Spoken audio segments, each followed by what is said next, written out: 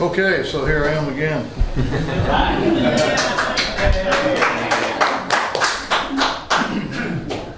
I'm not as good as the prior speaker, and they don't pay me as well either. Okay, so how do I move slides? The down arrow? Right or left arrow. Oh, okay, so I can go back and forth. Okay, I'm going to talk about something that is currently of great interest to two people that I know. One's Bobby Ribs and the other one's Bobby LaCroix, both of whom have recently had cylinder problems. Bobby's got one right now. And the classic answer to that is got to pull the cylinder. And I'm here to convince you that that is it is very, very often not necessary. And it is done in a knee-jerk just because that's what we're kind of used to doing, and because people don't understand the nature of the typical problem that happens in the cylinder, and the fact that it can be addressed with the cylinder in place. So we're going to talk about two non-invasive procedures that can be done. They're very, very straightforward. I just did one, and I think I'm getting ready to do another one. So, see if this works. I think you guys turn off you got a little warning on your screen. Yeah. Let's see what you get rid of first. Restart required. Pull the cylinder. Okay.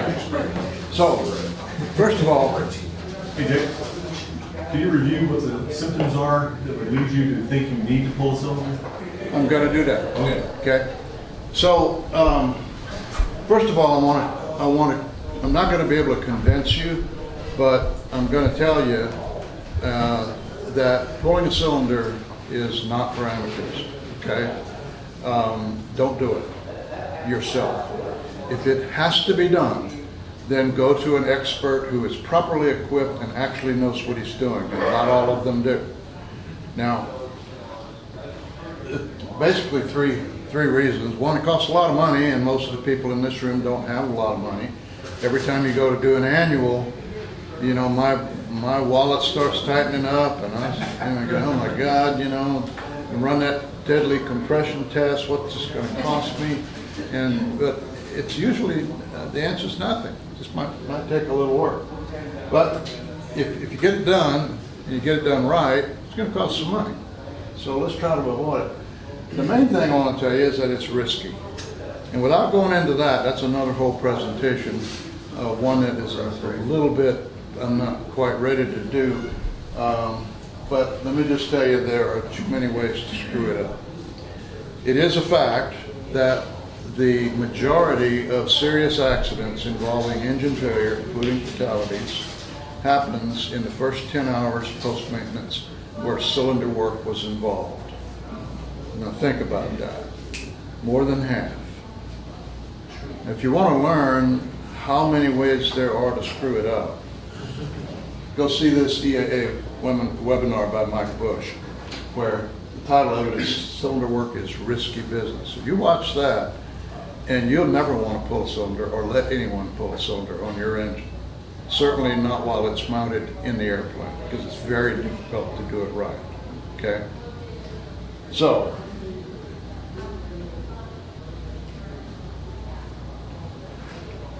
I said that pulling a cylinder is not, or doing cylinder work is not for amateurs, but curing a problem with the cylinder in place might be even somebody like me can do it. So what are the three things that normally cause us to want to pull the cylinder? Well, I've got them listed in reverse order of how they occur. The least common, but it still happens, is a leaky intake valve. Almost never happens, and I'll show you some pictures. The intake valve is constantly bathed in gasoline. Every time it opens, it gets gas and air going past it. So it runs pretty cool. When it's closed, it's sitting in the seat. So it doesn't have that abuse that the exhaust valve has. The next most common thing that happens is stuck rings. And that shows up either in low compression or an oily cylinder where you got a little river of oil in the bottom of the cylinder when you look in there. Bobby Rips just had that happen. And he did the procedure that I'm going to describe here to unstick those rings and make the cylinder start working again. The most common one, and the one we always hear about, is bad exhaust valve, leaky exhaust valve. And that definitely shows up as poor compression, okay? So that's the heart flutter thing. And oh my God, this is gonna be thousands of dollars and weeks, months before I get my airplane back in the air and so forth. Probably not. I'll show you.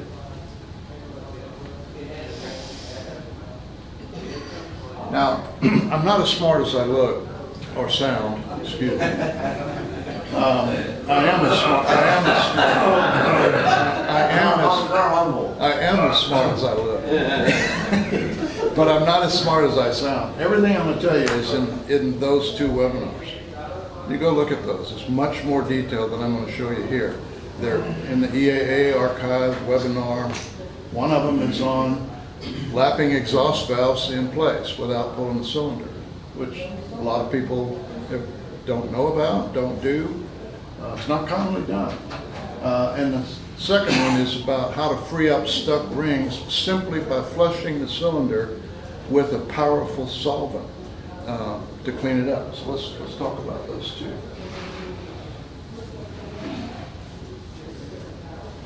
This is the mixture that Lycoming recommends. There's actually a Lycoming procedure for this. It's buried back in the 50s. You got to go dig and look for it. Most people have never seen it. And they lay it out there plain that very often, if the rings are stuck, it's because the gunk, which is burnt oil, coked oil, which is hard as a rock, carbon, other combustion products, get into, you see how loose those rings are? That's what it's supposed to be like. They get underneath and behind and start filling up the channel that the rings ride in. And why are they loose like that? Well, you notice they're bigger than the piston. They're also bigger than the bore of the cylinder. So when you insert them, you have to compress and close them, and they're spring steel. They're very, very strong springs. So when they're in the cylinder and in motion, they expand and seal against the cylinder wall, which, by the way, is not straight. There's actually a taper to it. So these things work as the cylinder goes up and down. If they get stuck, all hardened up, then you're gonna probably see low compression. You might see really bad compression if the ring is stuck all the way in. Okay, so this is the nasty combination of ingredients that Lycoming recommends. You put this together. You have to be careful. The state of California says don't drink the stuff. Okay, for Texans. Yeah. So anyway, you make up a bunch of that stuff, and then it's easy. Nothing to it. You simply force the solvent through around the piston, through the rings, and into the crankcase. How do you do that? Well, you remove the top plug from every cylinder so that you can turn the thing. I also disconnect my ignition wires, magneto wires, from even the bottom plugs. I don't want any ignition wires touching any plugs when I'm playing with that prop. There's two things you learn growing up in aviation. One, I learned the hard way. All guns are loaded, and there's probably a round in the chamber. And two, all props are hot. All it takes is a dirty contact in your starter switch, a broken P lead, a loose P lead, and you've got a hot mag. And if that's an impulse mag, you turn that prop over and you hear clunk, your heart better stop. 'Cause you should never be comfortable hearing that noise. I've seen it happen. But those are other stories and they're not pretty. Okay, so you just keep doing this. You bring the cylinder, the piston up from bottom dead center, about that far, to make sure that both valves are closed, and make sure you're on the compression stroke. And with that top plug out, you fill it up with the liquid. Just fill it right to the top. There's now you got about a quart of solvent in there. Put the plug back in, and then grab the prop and try to move it. Well, now you got a hydraulic lock, so it's not going to be easy to move. But just move it, and you'll feel the solution getting past the ring gap, and it'll take a while, but you can flush it through with enough force. So you put your plug back in before you do that? Oh yeah, you have the plug in, so when you go, it's locked. But if you pull hard enough, it gets around and through the wings and all that, and it starts to soften that stuff, believe it or not, because it is hard as a rock. After you get it all the way up, remove the plug, take it back down, fill it up again, put the plug back in, and do it again. What you'll find is that each time you do it, it'll get a little bit easier. And by the time you use up all that fluid, it'll get a pretty easy flush. There's no doubt about it that you just removed a lot of stuff that was all around those rings. And if you don't believe it, the next thing you're going to do is you're going to dump the oil and change it, and you'll be amazed at what that oil looks like coming out of there. It's pretty ugly, okay? And of course you change the filter. Then you run the engine, get it up to temperature, and check the compression. Well, that's corrupted. It's supposed to say, call me and thank me and then take me to lunch. It's in Russian. Or, here's another procedure. Now, this is, I'm not an A&P, definitely experimental when we're talking about this, and I'm not recommending you do this, but I did it. My son last year had an IO 360 that suddenly developed 30/80 in cylinder number 3. And before that it was up in the 70s, but it was a pretty old engine. The engine had been running 27 years and had about 1,400 hours on it. And then suddenly it developed a 30/80 dead cylinder, okay? It still ran, but it really poor compression. He brought it down here for us. I was going to help him do an oil change, and so what the hell, he had just bought the airplane, so let's do a compression check. So we did that, and holy cow, 30/80. Well, I had just learned about the ring flush thing, and I couldn't remember what the chemical solutions were, and I didn't want to look it up. So I figured, you know what, this old engine, it ain't going to hurt anything.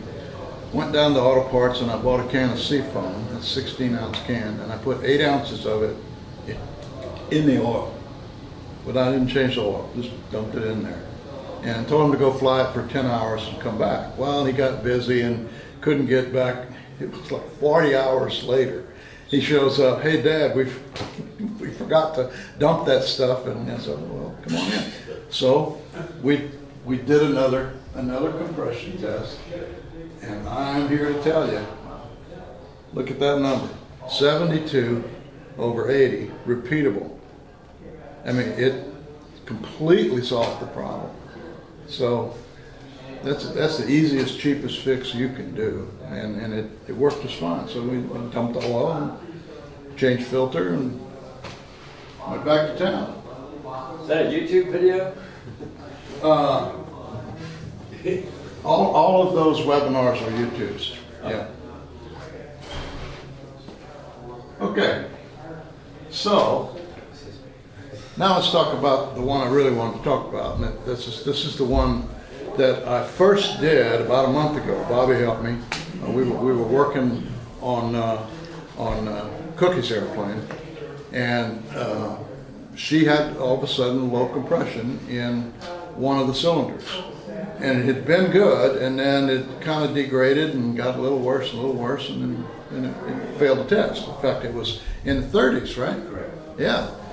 So it's 30 over 80 and so forth. So we went and looked at the engine.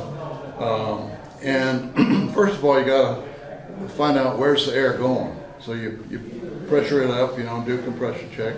And then you listen, and you'll hear the air wherever it's escaping. If it's escaping past the rings, you'll hear it when you pull the oil dipstick. It's quite loud. You can't miss it, okay? You can also smell it when it's coming out right in your face. If it's the intake valve, which it won't be, you'll hear it at the carburetor or the fuel injector or the air filter coming in. Most commonly, it's going to be the exhaust valve. And you hear that at the exhaust. And it's unmistakable. Now, a lot of guys have run this test and tried to figure out where it was coming from, and for the rest of that day, you could spot them. They've all got a black ring on one ear.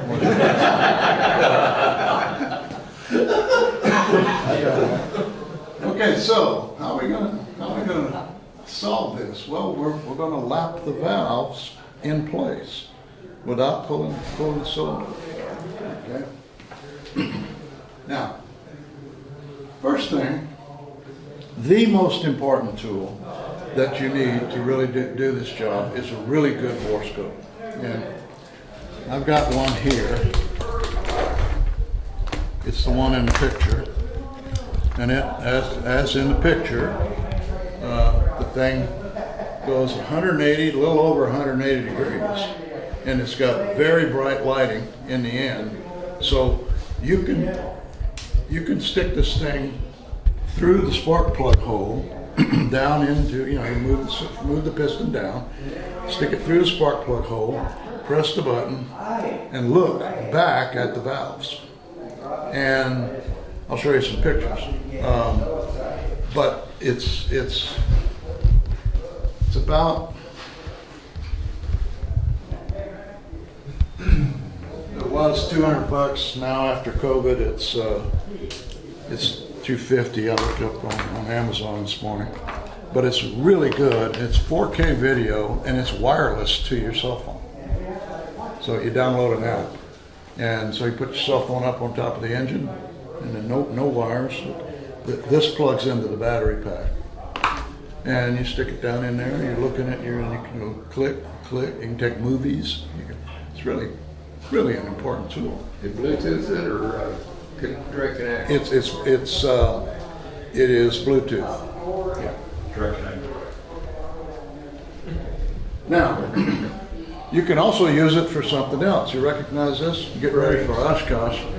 I wanted to check my brake caliper pads, and to do that, you have to remove the wheel pants, which is a pain in the butt with an RV12, because if the wings are on, there's not enough room to get under there and do anything. It's right close to the ground. So when you're old like me and fat, it's a pain. In fact, when I do an annual, I usually pull the wings so to fool with it. Well, I got the bright idea to take that instrument, turn it 90 degrees, and I slid it underneath the wheel pant and looked on my cell phone and played around, and you could see the wear indicator on the side of the pad, indicating I've got maybe 30% of pad life left before I end up doing it. That took me 2 minutes. So I love that tool. Okay, so we're going to look at some valves. The first thing is you got to know how to read the valve, so you can estimate what's going on. This is the intake valves. Notice there's no heat signature on them. They're dirty. This is what they look like normally. That's combustion products deposited on there, but you don't see a real heat signature. This is oil on the valve, nothing to worry about. That's oil that came through the guide and then worked its way around the face of the, if you let it stay long enough, you'll see that, okay? And this, I'll call that an unknown stain, because that's what it is. So, here's an exhaust valve. Now this looks quite different. Notice the well, first of all, you see that bullseye pattern? There's a certain color. Sometimes it's very dramatic, depending on your camera and your white balance in the photo. But there should be a bullseye pattern.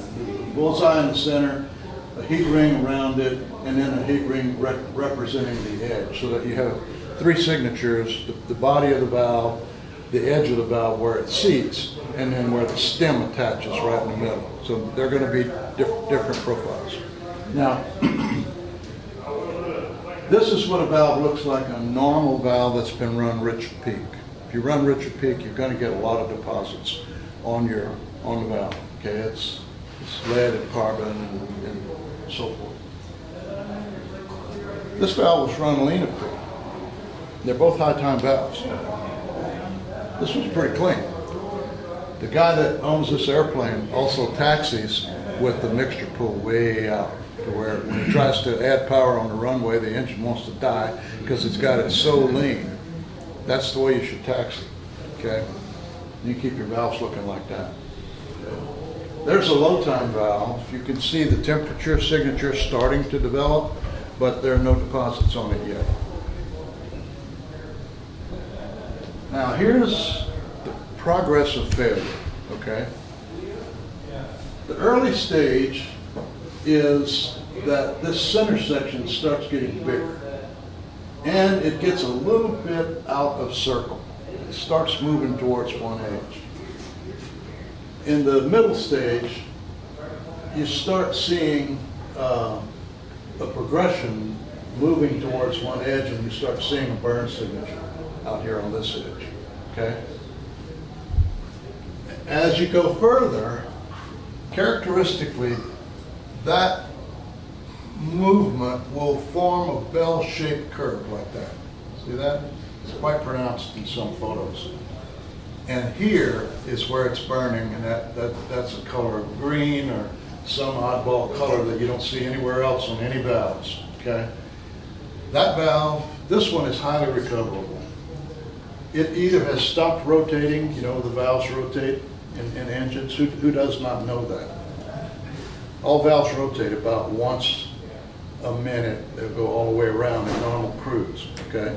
Sometimes the little rotator cap that on the end of the valve that makes it rotate will fail, mostly on Continentals, very rare on Lycomings. But when you see this, you start suspecting one of two things. Either there's some trash deposits on the seat or on the valve, basically on the valve probably, or the valve's not rotating. In which case, when you get done lapping it, you want to change the rotator cap. But if you see this, and you pull it up and look on the back of the valve with your scope, right in the seating area, you're probably going to see pitting and erosion, and you're not going to lap that away. Okay, so if you let it go that far, you probably got to pull the cylinder. And what does that tell you? Buy that tool and use it every annual, absolutely without fail. And it'll show you the picture. Save you a lot of money. So what does the seat look like? Well, there's the valve. There's a typical seat.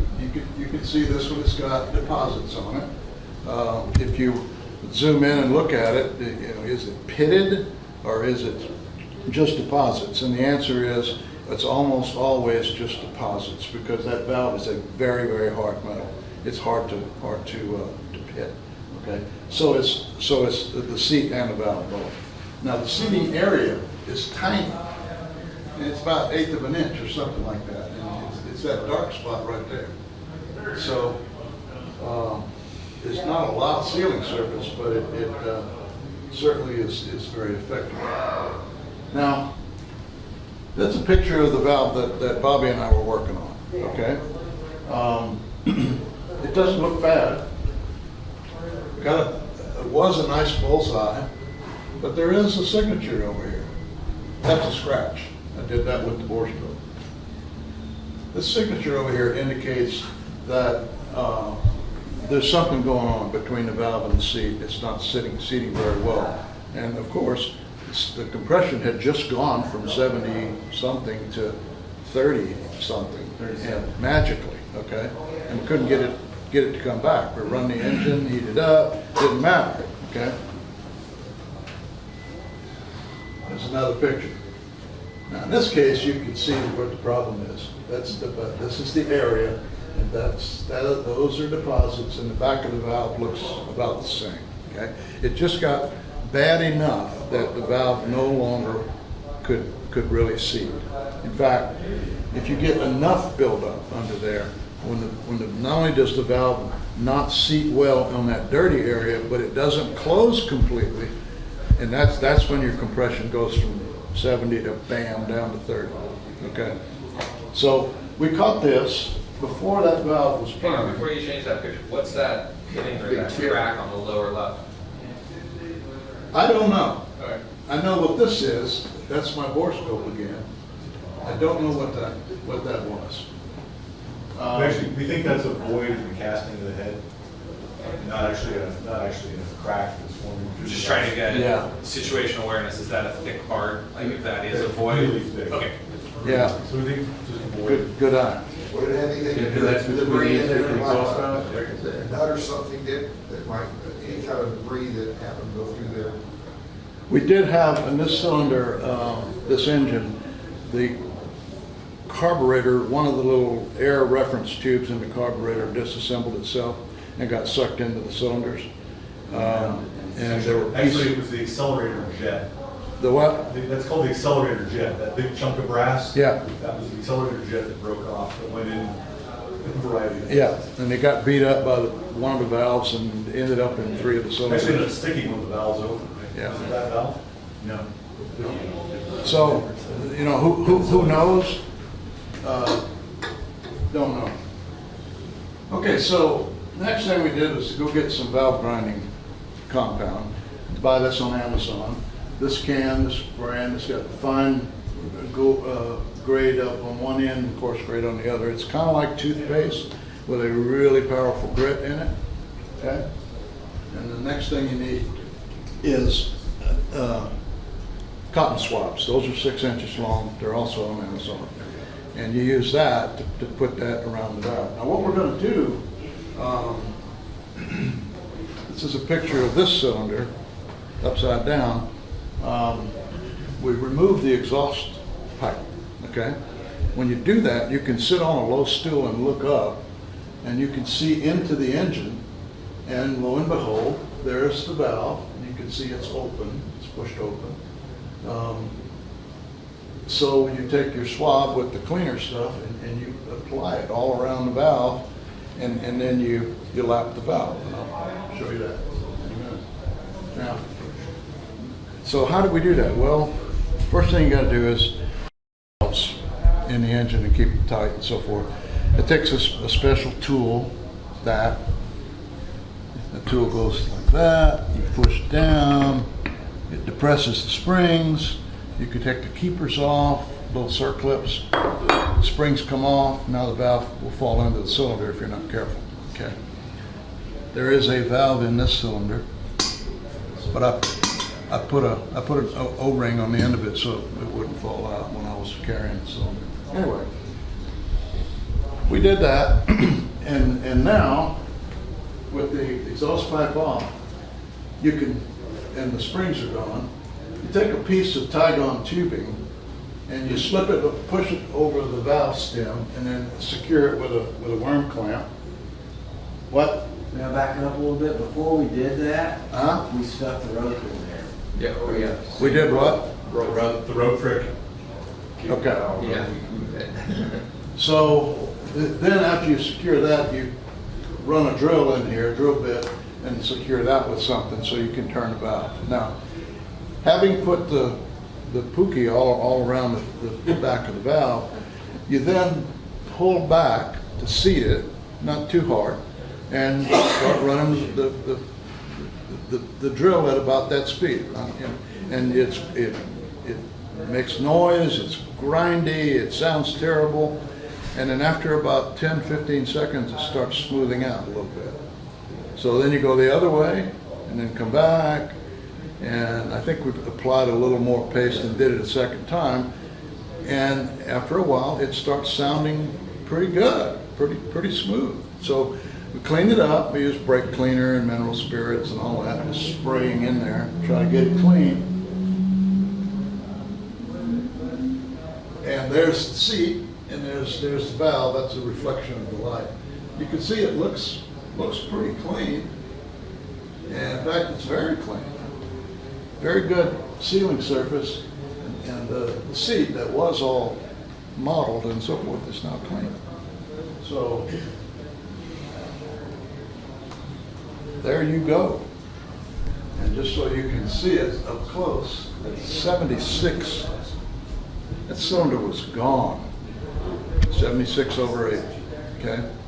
That took us, what, a couple of hours? A couple hours. The biggest thing that we got, that I learned from it was that, is to make sure that you buy plenty of rope. Because initially I underestimated how much rope it takes to stuff that cylinder to keep that valve from falling in. Because if that valve were to fall in, then it's a whole game changer time-wise. I think somebody like Dick or somebody else with much better skill set could pick that valve and get it back in. But this way you stuff the cylinder full of rope, so that when you put that valve Is that through the spark plug? there's a spark plug hole, you just go to Home Depot and buy it. And I ended up buying over 50 feet, and it took almost all 50 feet But it was worth to it. put it. Oh, absolutely. So, That's called the like. So the valve is shorter than the cylinder gap, is what you're saying. It yeah, could the fall. valve will fall. The valve, I promise, Murphy will show up. And that valve will fall in if you don't fill that cylinder up with rope before you start this process. Quarter-inch or something like that. Quarter inch, yeah, I think we used 3/8, quarter inch, 3/8. I think it was quarter inch. Quarter inch, and, you know, it depended because this particular engine is an 0320 and has automotive spark plugs on the top, so it's a smaller hole. It was not a massive plug hole, so you can probably use a bigger rope and a massive plug hole as well. So just take a look at that. But it was amazing how different it was, because we had run it, we had done everything we could do, and even when we got it super hot, it was, the best we could get was almost 52, 53 over 80 with it run and hot. And then we did this cold. Now this is cold, 76/80. So, which tells you that you've got a great seal. And the airplane, in a sense, I've flown it, and we've flown it a lot in formation. We were at over Cedar Creek, so it's done air shows. It just came back with that this past weekend, and Max was warming the airplane, and it's done very, very well. It's about to take it to Oshkosh again. So now keep in mind also these cylinders have, how many hours they have on them, Brian? Yeah, they got 2,000 hours on these. No, the cylinders are well over, I think, 1,600 hours of time. That would have, most people, and the first thing that when we mentioned it to another, I'm not an A&P, like Dick and I talk about, and Mike Bush talks about, you don't want to offend an A&P or an IA, but the first thing they wanted to do was pull the cylinders and send them off. And then you go down that slippery slope of, okay, here we are at 1,600 hours on these cylinders. Do we pull all four now and do a top overhaul? As Dean Ogden talks about, it's that slippery slope you get on of where do you go from there? And so this has been, and we know that this has got to be addressed at some point, but if we now are on a pathway to know that at some point there will be a top overhaul coming. Was the rotating valve situation working? And what do you think caused that? Sir, Is the rotating mechanism, was that working? the little, I don't know, I'd have to horoscope it again. Actually, two things. So Continentals have what's actually called a valve rotator. It's part of the cap, part of the spring keeper that actually rotates it at 1 RPM, typically in a Continental. Like Homings don't have that. Like Homings rotate through natural resonance of the dual springs and the key. So we haven't done that on this engine to figure out. There is a rotator cap on the Lycoming exhaust. Nope. No? Nope. Lycoming thinks there is. There's no cap on it. There's a cap, and it rotates, but it's not the. It's not a mechanism, It's not it's the just- weird ball it's just bearing naturally. assembly. It's not the not a rotocoil, that's continental. But Lycoming port number X, it's called a rotator cap. Yeah, they took the Well, that's a rotator. It's not there. But- Let's take it outside now. Okay, anyway, not to get sidetracked here for Dick's presentation, but it was very daunting for me as a non-engine guy. But it was amazing because as soon as I started pulling on the drill, as Dick said, it was amazing how rough it was and how horrible it sounded. You're like, a novice guy like me, you're like, oh my God, what are we doing here? But to Dick's point, the whole process, and Dean's and Brian's, was like, what do you have to lose? Yeah. And so now here we are with, I think, probably a good 20 hour, we'll soon have 20 hours on this engine post this. Did you have to use both the fine and the coarse grit for that, or just one stage? Actually, I lied, I bought this after that job. What we used was a single valve grinding compound that I bought 30 years ago. Yeah. That I don't know whether it was coarse or fine, but it worked. And it was very daunting initially, and then like Dick said, probably within a couple of minutes or a minute or so, it started smoothing out and you could feel how much smoother it was, because otherwise, I think, and I don't want to take credit away from anyone, but I think Mike Bush was the one that came up with using the whole aquarium tubing and using a drill to do it with, because a lot of people, when they lap valves in the past, they did it by hand. And Well, it's classically done on this older overhaul, in which they turn upside down and they have a valve Right. spinner thing, you know, all this. And you don't want to directly attach the drill to the valve. Right. Because you'll ream out the bushings. That's right. Wobble valve, you'll ruin it. Yeah. You may have said, and I didn't hear it, how fast are you moving the drill while About like that. very slow, just slow. For me, I was doing it, so I did it very slow just to get a feel of what it felt like when you're sanding something. It's like a couple hours. Yeah, just kind of slow, and I was very timid about it, to be transparent. You use the screw setting rather than the drill setting? Yeah. Yeah, Okay. correct, yes. Did you have to reapply the gunk, or what do you call We it? did. We did. After you start, you know, you hear it grind a little Oh, bit. we did, reapply. and then we looked at it, again, then Dick scoped it. It's like, I'd like to see if we could get a little more off of this, and then we did it again. So- Then you reapplied. Yes, we reapplied, yes. And and then we just took mineral spirits and flushed it really, really well. And now the interesting thing is, I went back and read this later, it can't happen, so I was not prepared for that, and thank God Cookie didn't know about it when she cranked the engine. But the mineral spirits and stuff, there was a little bit of fire that came out from the exhaust stack from that. And she said, had I known that, I'd have freaked out.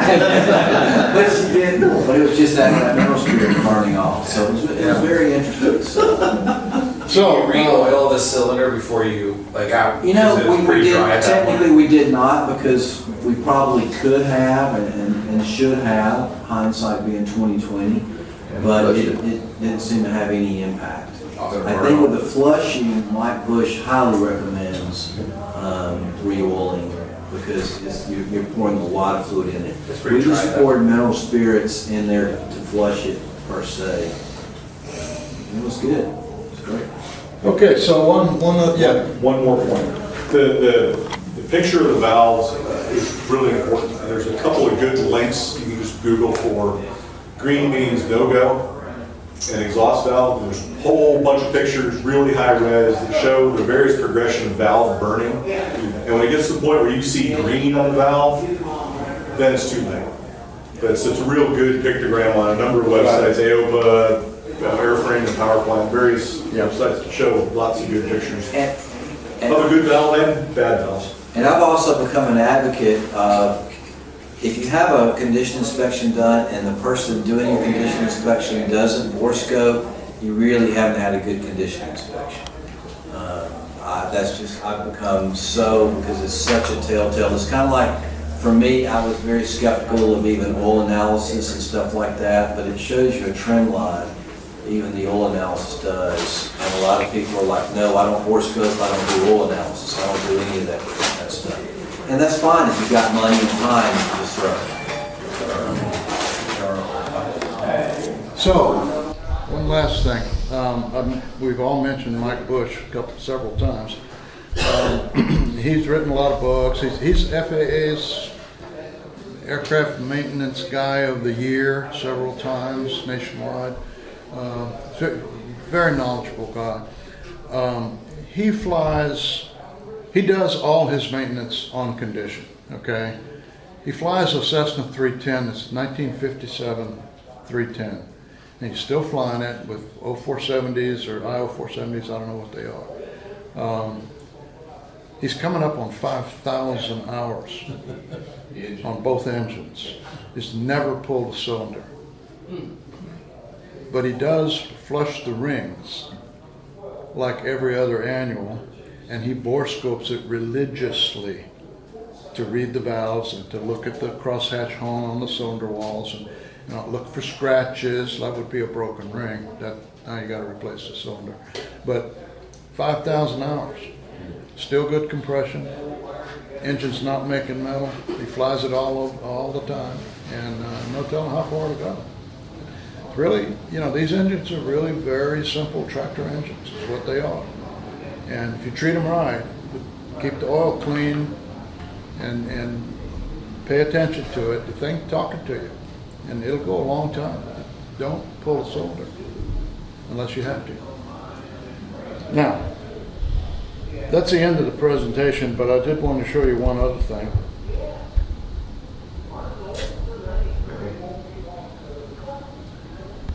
This was an experiment performed by some idiot, not me, of course, someone I know very well, me.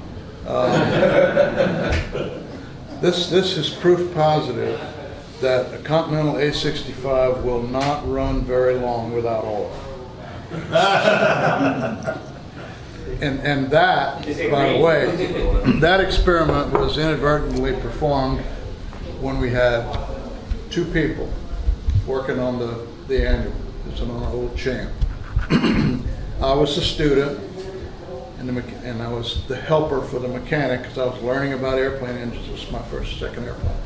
Anyway, and between the two of us, one of us or both of us forgot to tighten the oil screen, the temperature bulb in the back of the oil screen, which now is a filter, but in those days it was a screen, and there was a temperature probe that went in there, and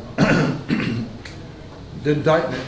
So when I started the engine to go do a little post-maintenance flight, as the engine heated up, that oil screen housing grew faster than the bulb and its threads because it was sitting in cold oil. So it came very loose. And with engine vibration, it literally backed out before I even started taxiing. I knew that because of the trail of dead grass all the way to the run-up area and a little pool of oil at the run-up area, and then there was no oil trail leaving the run-up area to get to the runway. So I took off with no oil. Now the amazing thing, that was the only piston that was damaged. Back in those days, there was a lot of hocus pocus around special oil additives like Teflon and Moly, molybdenum disulfide, and you could buy these oils that were going to make your engine run forever. Teflon oil, etc. Well, I had just treated that engine with a Teflon additive oil, and 3 of the cylinders came out wet and were not even scratched. That one, the engine, I got about a mile south of the runway, which in a Champ is a long way when the engine's failing. I turned around and tried to make it back to the airport, but I couldn't maintain altitude because the RPM was down to like 1,400 and I'm wide open throttle. you know. So I'm going along, and I figure, well, I got to put it down in an open field. And then all of a sudden, the engines picked up to about 1850, 1900. And I was able to make it all the way to the airport and land. The reason it sped up is because it melted the aluminum away from the piston. It was running on molten aluminum in the cylinder. So when I disassembled the engine, I had to get that out with a torch and a sledgehammer. You could not get it out. You couldn't get it to move. So it was pretty interesting. Okay, that's it. And there's one other thing.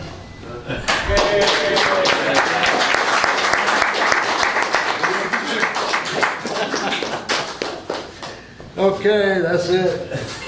So in that last situation, when did you get an oil pressure loss indication? Well, I was in the back seat, and I had a passenger that I was teaching to fly in the front seat, so I couldn't see the oil temperature gauge. So there right probably there. was an indication before you took off. But I could smell it.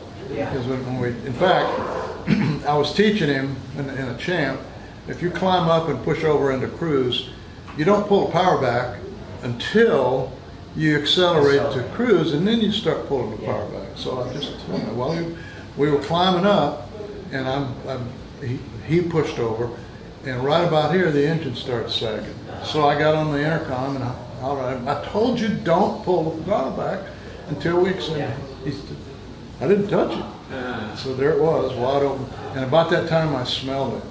And I looked over his shoulder, and the oil pressure was zero, and the oil temperature was zero because the temperature probe was hanging out. So, And what you smelled was burn. and I smelled it, and so I knew right away what it was. You know. Anyway, I told you I'm only as smart as I look.